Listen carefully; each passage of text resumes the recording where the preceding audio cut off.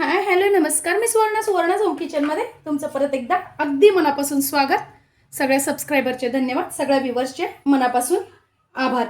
मी आज तुम्हाला खूप छान अशी रेसिपी दाखवणार आहे.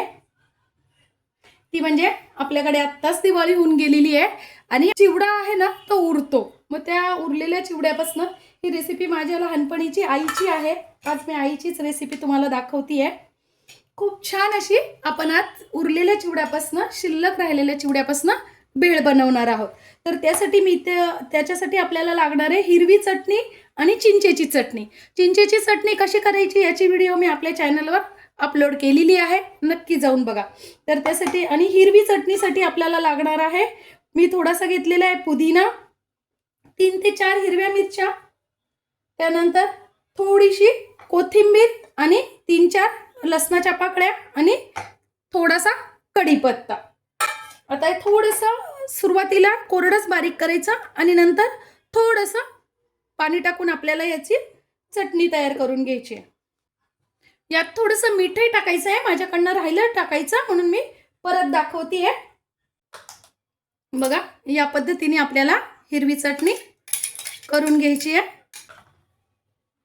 यात थोडंसं पाणी घालायचं आहे आपल्याला आणि पातळ अशी करायची आहे. खूप आपल्याला घट्ट चटणी नाही करायची आहे. बघा, या पद्धतीने. आता मी जे शिल्लक राहिलेले चिवडे आहेत ना दिवाळीचे, मुरमुऱ्याचा चिवडा मी घेतलेला आहे. तुमच्याकडे जोही चिवडा असेल ना तो घ्यायचा आहे तुम्ही. थोडासा मी काटारी पोह्यांचा चिवडा घेतलेला आहे. त्यानंतर मी इथे जे आपले शंकरपाळे असतात ना त्याच्याच या चाटच्या पुऱ्या बनवलेल्या आहे. याची रेसिपी तुम्हाला पाहिजे असेल तर कमेंट्समध्ये सांगा, मी नक्की शेअर करेन. या आपल्याला थोड्याशा कुस्करून घ्यायच्या आहे. तुम्ही पाणीपुरीच्या पुऱ्या वापरल्या तरी चालतील किंवा मग तुमच्याकडे खारे शंकरपाळे असतील ना ते थोडेसे असे कुस्करून टाकले तरी चालतील. बघा, या पद्धतीने. त्यानंतर आपल्याला थोडासा टाकून घ्यायचा आहे कांदा. त्यानंतर थोडासा टाकून घ्यायचा आपल्याला टोमॅटो आणि थोडीशी कोथिंबीर. कांदा आणि टोमॅटो बारीक कसा चिरायचा याची पण मी व्हिडिओ चॅनलवर अपलोड केलेली आहे, नक्की जाऊन बघा. त्यानंतर मी ते घेतलेली आहे चिंचेची चटणी. चिंचेची चटणी पण कशी करायची याची पण मी व्हिडिओ चॅनलवर अपलोड केलेली आहे. चिंचेची चटणी तुम्ही तुमच्या चवीनुसार कमी अधिक करू शकता. त्यानंतर आपण केलेली ही हिरवी ताजी छान चटणी, ही पण तुम्ही चवीनुसार टाकायची. मी इथे 2-2-2.5 चमचे टाकून घेतलेले आहे. आपल्याला हे छान असं मिक्स करून घ्यायचंय. बघा, या पद्धतीने. पातीला थोडंसं मोठंच घ्या म्हणजे छान मिक्स होतं. हो, खूप सुंदर वास येतोय. चिवड्यात आपल्याला शेंगदाणे डाळ्या सगळं असतं, त्यामुळे वरतून घालायची काही गरज नाही वाटत. त्यानंतर थोडासा टाकून घ्यायचा चाट मसाला. चाट मसाल्याने टेस्ट खूप छान येते. आणि थोडंसं टाकायचं मीठ. तुमच्याकडे काळं मीठ असेल तर ते टाका, छान लागतं. मीठ वाटलं तर टाका, नाही टाकलं तरी चालेल, कारण आपण चिवड्यात वगैरे मीठ घातलेलं असतं.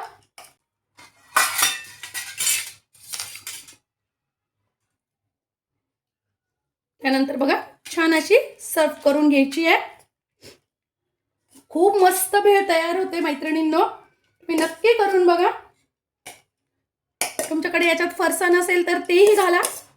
त्यानंतर परत आपल्याला वरतून थोडंसं तिखटाचं पाणी म्हणजेच आपण केलेली थोडीशी हिरवी चटणी घालून घ्यायची आहे. त्यानंतर वरतून परत थोडीशी चिंचेची चटणी घालून घ्यायची तुमच्या चवीनुसार. बघा, किती सुंदर अशी आपली भेळ तयार झालेली आहे. थोडासा टाकून घ्यायचा आहे कांदा. तुम्हाला आवडत असेल तर टोमॅटो टाका, नाही टाकला तरी चालेल. त्यानंतर परत वरतून थोडंसं टाकून घ्यायचा चाट मसाला.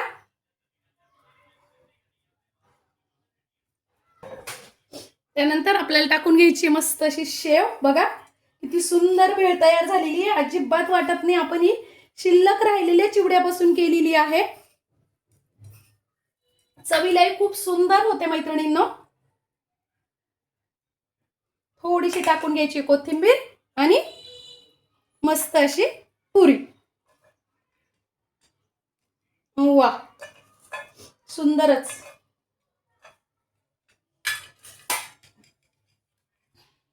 बघा किती सुंदर अशी आपली भेळ घरीच उरलेल्या सामानात तयार झालेली आहे. खायलाही खूप सुंदर लागते ही भेळ. अगदी बाहेरच्या पेक्षाही सुंदर आपली घरीच भेळ तयार होते.